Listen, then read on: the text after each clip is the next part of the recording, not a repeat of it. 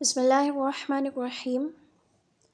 आज हम Francis bacon के अगले ऐसे ऑफ डेथ को देखने जा रहे हैं। इससे पहले हमने ऑफ ट्रूथ और of marriage and single life दो ऐसेज इनके डिस्कस कर लिए हैं।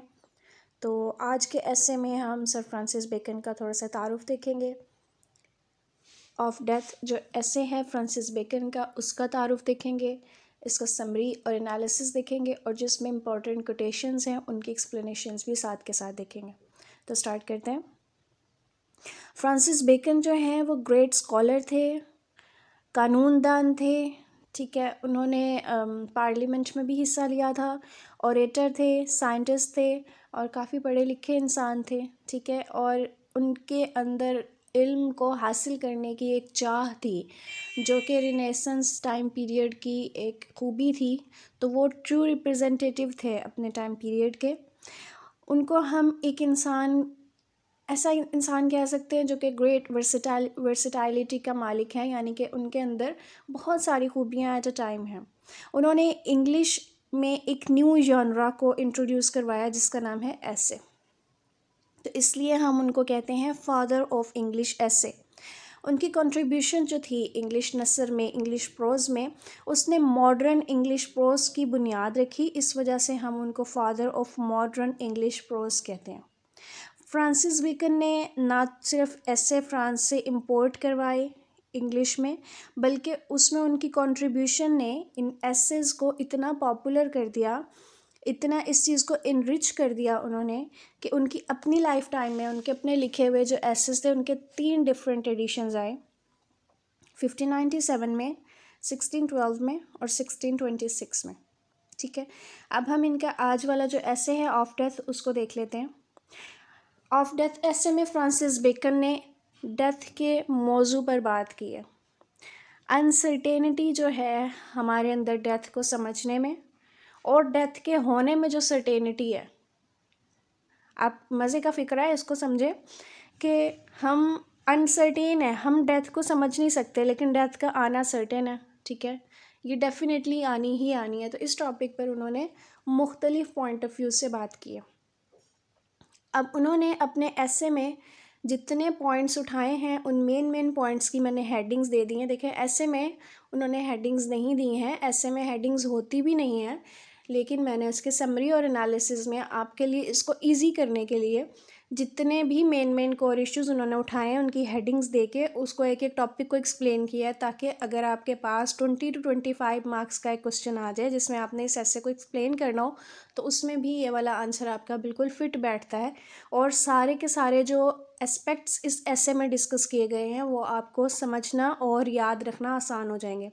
तो सबसे पहला जो एस्पेक्ट उन्होंने डिस्कस किया है वो है फियर ऑफ द अननोन। ऐसी चीज़ का खौफ जो हमें पता ही नहीं है, हमने देखा नहीं है, हमें उसकी रियलिटी का इतना अंदाज़ा नहीं है।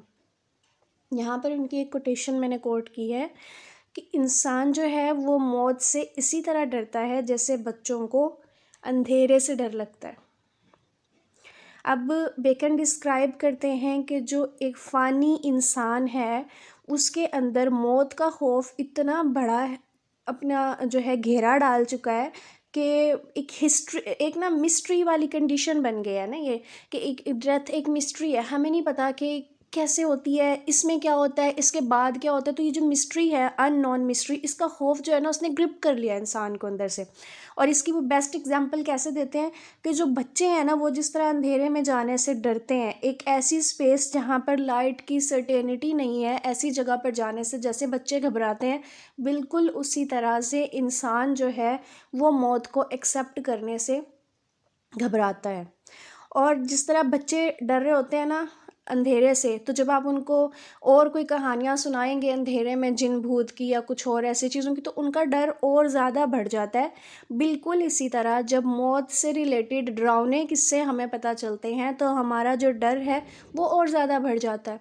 तो जैसे बच्चे फिर इस तरह की कहानियाँ सुनने के बाद बिल्कुल ही अंधेरे वाली जगह पर जाने से घबराने लग जाते हैं, इसी तरह इंसान जो है वो फिर मौत से मज़ीद डरने लग जाता है, यानी कि उसका जो डर है उसमें इजाफ़ा हो जाता है किस चीज़ से, ऐसी स्टोरीज़ वगैरह सुनने से जो कि मौत को और बढ़ा चढ़ा के पेश करती हैं। ये फ्रांसिस बेकन कह रहे हैं। वही कह रहे हैं कि मौत की सोच रखना, मौत को सोचना, ये बिल्कुल नॉर्मल बात है। डेथ को उसी तरह सुकून से आराम से सोचना जैसे हम सुकून से आराम से ज़िंदगी को सोचते हैं, ये आपको अक्लमंद इंसान शो करती हैं। ये बिल्कुल ऐसे ही है कि जैसे आप अपने गुनाहों पे, अपने मिस्टेक्स पे गौर व फिक्र करें, तो ये इस बात की अलामत है कि भैया आप बड़े ज़हीन बंदे हैं। आपका जो है ना अपने गुनाहों पर भी ज़हन है, आपकी नज़र अपने काम पे है, आप क्या कर रहे हैं क्या नहीं कर रहे हैं।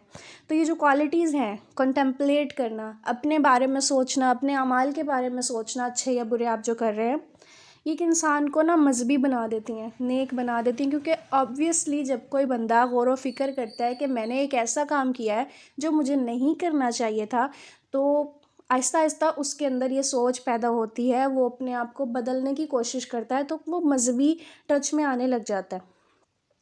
और वो जब अकाउंटेबल बन जाता है अपने एक्शंस का, जो भी वो करता है उसका वो अकाउंटेबल बन जाता है, तो फिर वो उसके अंदर एक रिलीजियस क्वालिटीज़ आने लग जाती हैं।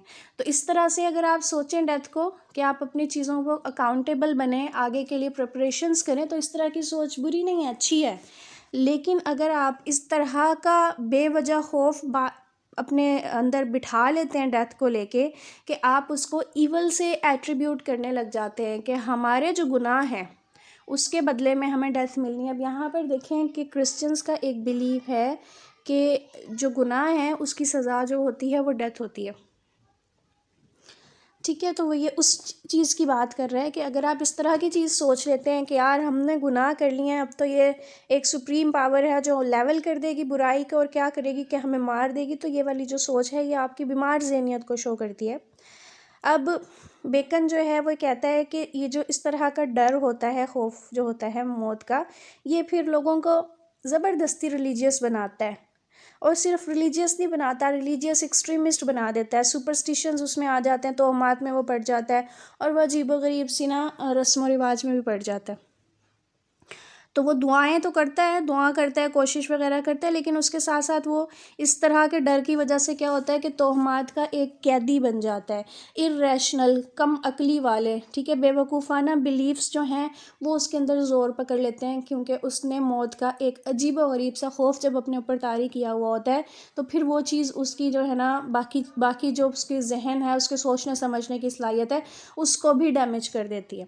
ठीक है, अगला जो पॉइंट फ्रांसिस बेकन ने अपने ऐसे में डिस्कस किया है कि समटाइम्स जो है ना लोग पेन को फील करके अंदाज़ा लगाते हैं कि डेथ होती क्या है, या फिर वो एक तरह से ये कह रहा है कि आपने अगर डेथ को फील करना है आप कुछ पेन्स के ज़रिए फील कर सकते हैं। इसकी हेडिंग मैंने फील द पेन के नाम से बनाई है।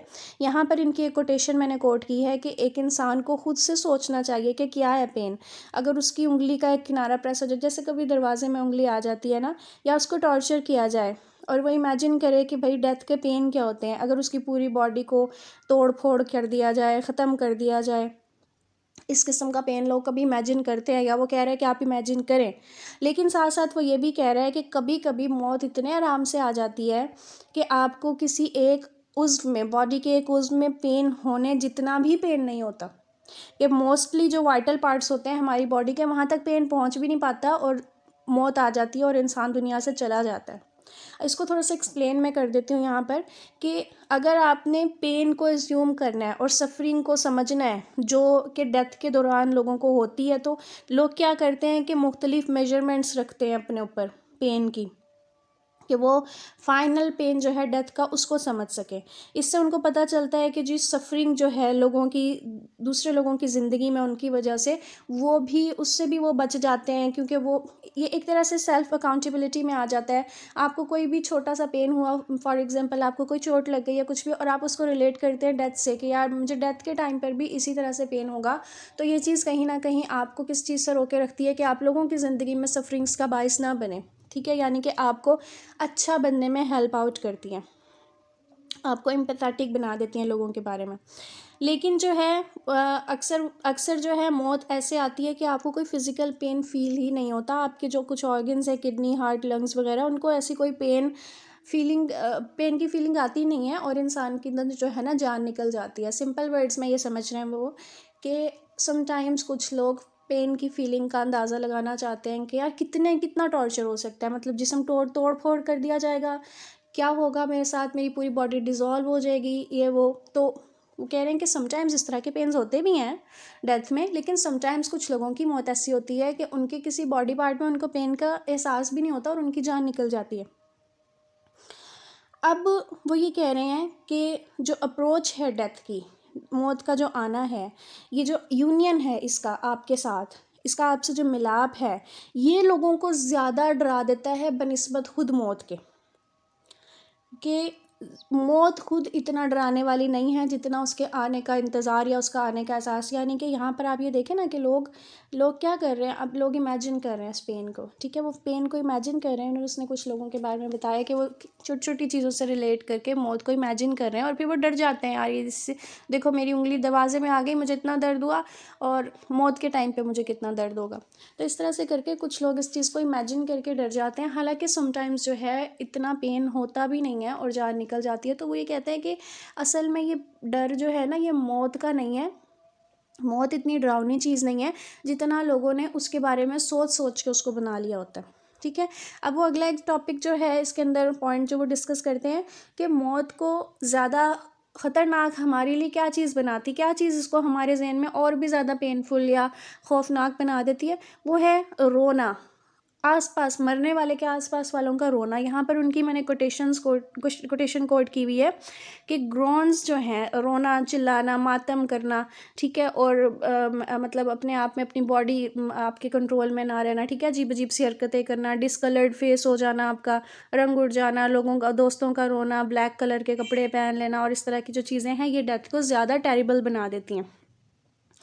अब वो ये इस टॉपिक को हम थोड़ा सा डिटेल में पढ़ेंगे कि फियर ऑफ डेथ जो है वो ज़्यादा बढ़ जाता है वो सीन्स देख के कि लोग कैसे रो रहे हैं, कैसे वो अपना आपे से बाहर हो रहे हैं एक मरते हुए इंसान को देख कर। ये चीज़ जो है देखने वाले के दिल में मौत का खौफ मज़ीद पैदा कर देती है। ये जो है लोगों के रोने धोने, उनकी मायूसियाँ, और एक मरने वाले के जो लव्ड वंस की जो भी पेन्स और जो भी चीज़ें हैं, जिस तरह का वो उस टाइम पे बिहेव कर रहे होते हैं, ये देखने वाले को इतना डरा देती हैं कि उसकी रीढ़ की हड्डी तक में वो जो है ना दर्द को और खौफ को पहुंचा देती हैं। तो जो एक्सपीरियंस होता है किसी को मरते हुए देखना, वो फिर और भी ज़्यादा खौफनाक हो जाता है। यानी कि वो ये बता रहा है कि आप अगर किसी बंदे के मरने वाले के आसपास, किसी मैयत के आसपास उसके अपने लोगों को जब रोते धोते देखते हैं, उनका बुरा हाल होते देखते हैं, वो बेहोश हो रहे हैं, उनको ये हो रहा है, उनको वो हो रहा है, तो फिर आपको लगता है यार ये मौत तो बहुत ज़्यादा टेरिफाइंग है, फिर आप मज़ीद डर जाते हैं। तो ये चीज़ जो है ये मौत को ज़्यादा टेरिफाइंग बना देती है, ये उनकी ऑब्जर्वेशन है। अब अगला जो पॉइंट उन्होंने डिस्कस किया है, ये तो उन्होंने जो है ग्रोन्स वगैरह, ये तो जाने वाले के पास लोगों के एक्सपीरियंस को बताया कि वो किस तरह से बिहेव करते हैं। अब जो बंदा दुनिया से जा रहा है उसके लिए मौत क्या है, इस टॉपिक को भी उन्होंने डिस्कस किया है।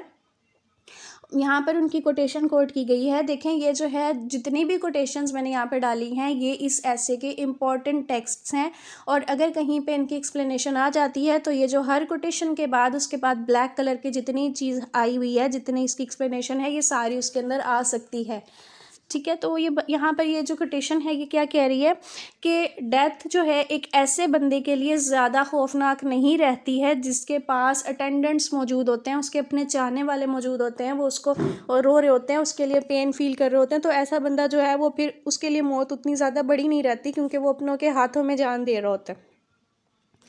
अच्छा, तो यहाँ पर बेकन ऑल्टरनेटिवली क्या कह रहे हैं कि डेथ ऐसे बंदे के लिए इतनी स्केरी नहीं है जो कि मर रहा है, क्योंकि वो अपने प्यारों के हाथों में है, वो उसका केयर कर रहे हैं, वो उसको लुक आफ्टर कर रहे हैं, और वो पहले से ज़्यादा एम्पावर्ड फील करता है, सुकून में फील करता है अपने आप को। यार पूरी ज़िंदगी किसी बंदे को इतनी केयर, इतनी मोहब्बत नहीं मिल रही होती जितना कि लास्ट टाइम में लोग उसके लिए तड़प रहे होते हैं, रो रहे होते हैं, तो वो चीज़ देख के उसको एक अजीब सा सुकून मिलता है।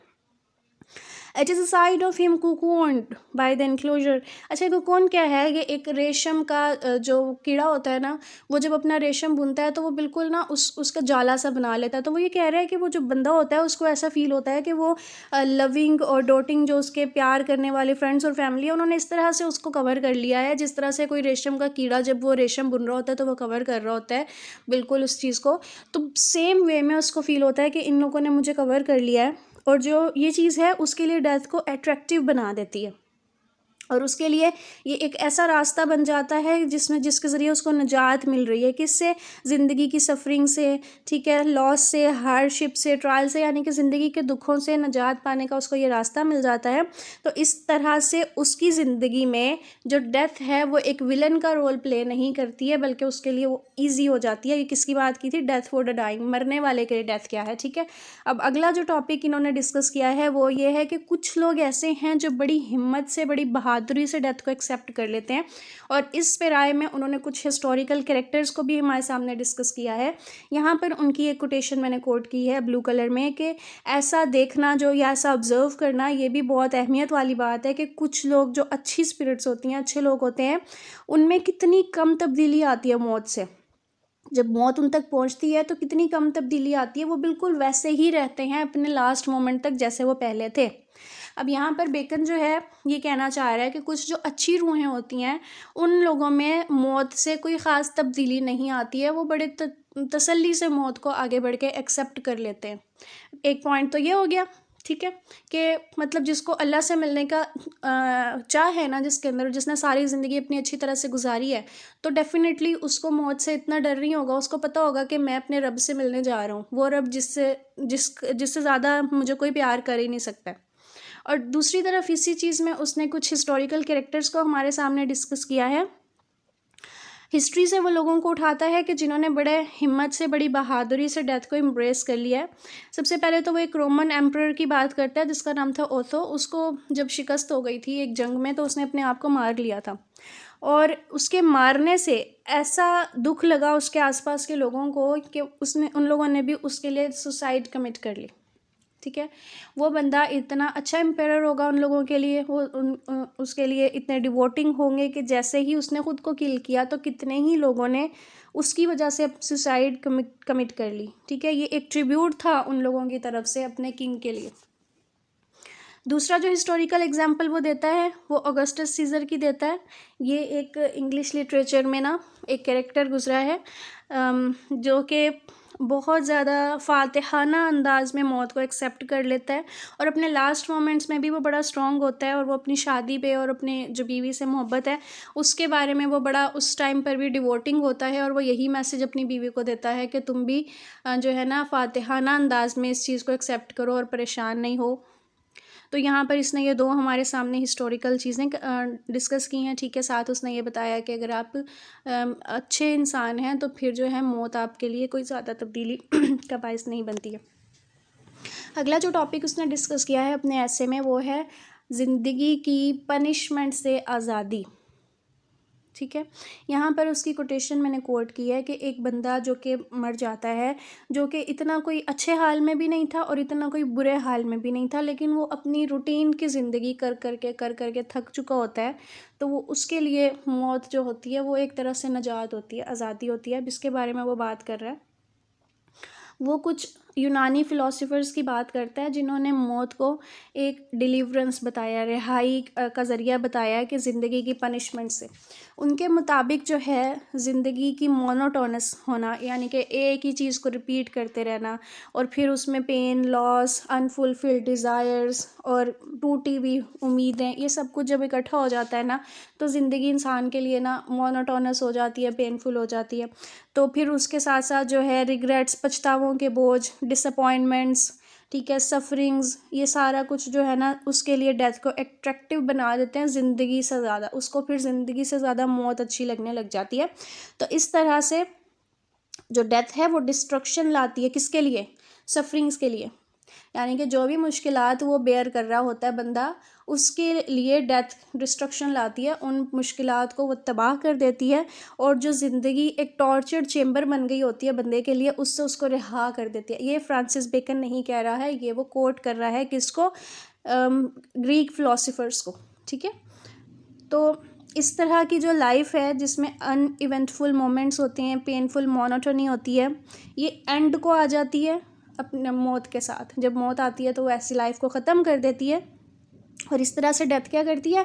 ये बोर्डम को ख़त्म कर देती है, मुश्किलात को ख़त्म कर देती है, और बहुत सी ज़िंदगियों को आसान कर देती है जो कि ना तो कोई बहुत ज़्यादा अच्छी ज़िंदगियाँ गुजर रही थी, ना बहुत ट्रेजिक गुजर रही थी, बस वो ना एक सेम रूटीन में लगे बंदे तरह से चल रही थी, तो इस तरह की जो ज़िंदगियाँ थी वो इनसिग्निफिकेंट थी, क्योंकि वो बहुत बड़े कोई काम भी नहीं कर रही थी।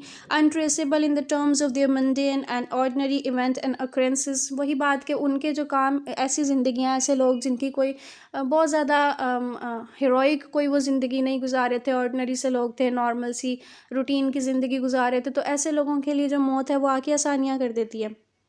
इस तरह क्या होता है, बहुत सारे लोग अपने जब डेथ बेड पर होते हैं तो वो बड़ा खुशी खुशी मौत को वेलकम कर रहे होते हैं। ये एक स्वीट रिलीज़ होता है उनके लिए, ज़िंदगी, मोनोटोनस ज़िंदगी से निजात का।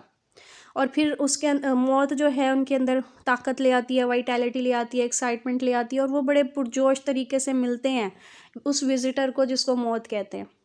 ये इसने कोट किया है किसको, एक यूनानी फ़िलासफ़र्स का ग्रुप था, उनकी सोच को, जिनको ये लगता था कि जो ज़िंदगी है उससे लोग परेशान हो जाते हैं, एक ही रूटीन से थक जाते हैं, तो वो फिर मौत को वेलकम करते हैं। मौत उनके लिए मुश्किलात से रिहाई का एक तरीका होती है।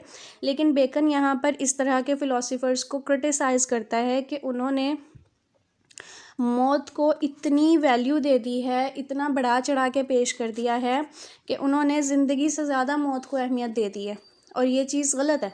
वो ये कहता है कि इस तरह के जो ग्रैंड कमेंट्स हैं मौत के बारे में, या प्रिपरेशंस हैं ये जो डेथ के बारे में, ये डेथ को आसान नहीं कर रही हैं, ये और ज़्यादा हॉरिफाइंग और टेरिफाइंग बना देती हैं। तो ये चीज़ गलत है। वो कहता है कि जो वाइज लोग हैं, जो अक्लमंद लोग हैं, उनको चाहिए कि वो मौत को इस तरह से डिस्क्राइब नहीं करें, बल्कि वो इसको एक रिस्टोर, एक बैलेंस जो है नेचर में, कि यार कोई पैदा हो रहा है तो कोई मर रहा है, एक बैलेंस चल रहा है नेचर में, उस तरह से समझें। इतना हीरोइक बना के ना समझें, ना तो उसको इतना ज़्यादा पेनफुल बना दें कि एक बंदा समझे कि यार मौत आनी ही नहीं चाहिए, और ना ही उसको इतना अच्छा बना दें कि एक बंदा खुद से मौत की तमन्ना करने लग जाए। इस तरह की सोचों को फ़रोग देकर आप तो खुदकुशी वगैरह को मज़ीद बढ़ा देंगे। तो वो कह रहा है कि बैलेंस होना चाहिए आपकी सोच में, इस तरह की सोच को वो एक्सेप्ट नहीं करता। ठीक है, अब इसका जो है लास्ट पॉइंट हम देख लेते हैं, वो कुछ इमोशंस को डिस्कस करता है मौत के हवाले से। अब हम यहाँ पर हमने उसकी कोटेशन कोट की है कि जो रिवेंज है, जो बदला है, ये एक तरह से फ़तह समझी जाती है मौत के ऊपर। जो लव है वो उसको ये स्लाइड कर देता है। ठीक है, ऑनर के हवाले से उसने डिस्कस किया है।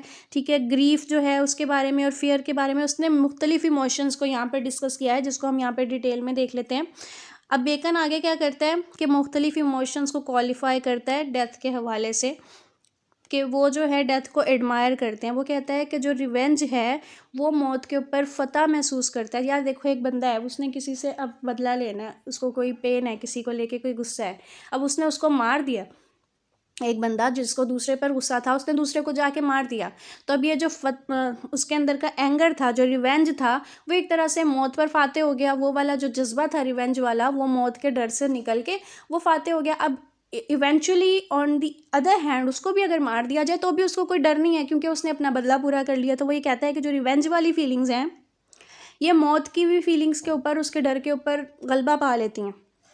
क्योंकि जो सीकर होता है, जो मेन पर्सन होता है, उसका मेन ऑब्जेक्ट क्या होता है कि मैंने इस बंदे से बदला लेना है, मैंने इसको मारना। और जब वो मार देता है तो उसका वो बदला पूरा हो जाता है, फिर चाहे जवाब में उसके साथ कुछ भी हो। अब आगे वो डिस्कस करता है इमोशंस ऑफ लव। वो कहता है कि लव के इमोशंस के लिए ये जो है डेथ, ये अच्छी चीज़ नहीं है, क्योंकि ये सेपरेशन ले आती है लव्ड वंस के दरमियान में। हस्बैंड वाइफ का लव हो जाए, माँ बच्चे का लव हो जाए, जब एक ने मरना है तो ऑब्वियसली दूसरे से उसने सेपरेट हो जाना है। तो लव जो है, लव के इमोशन के लिए मौत कोई अच्छी चीज़ नहीं है, क्योंकि सेपरेशन काज कर देती है। ठीक है, अब लेकिन जो है आगे वो बात करता है कि cycle of birth and death. उसने कहा है कि जो मौत और ज़िंदगी है, ये एक साइकिल है, ये चल रहा है। ठीक है, ये एक ऐसा टॉपिक है, ये एक ऐसा साइकिल है जिसको आप रोक नहीं सकते। ये बिन बुलाए खुद ही आ जाएगा, इससे आप बच नहीं सकते। जो भी आज पैदा हो रहा है वो कल मरेगा। Death and birth both are painful processes to go through. वो कहता है कि शायद जो बच्चा दुनिया में आता है वो भी उतनी ही तकलीफ़ उठा के आता हो जितनी मरने वाले को होती है जब वो एक डिलीवरी के प्रोसेस से गुजरता है। तो ये दोनों प्रोसेस जो हैं ये पेनफुल हैं, और ये एक साइकिल है। अगर कोई दुनिया में आया है तो उसने इवेंचुअली जाना ही है। अब वो आगे बात करता है एक ऐसे बंदे की जिसके अंदर कोई एम्बिशंस हैं और सक्सेस के लिए हंट है, वो सक्सेस उसको हासिल करना चाहता है।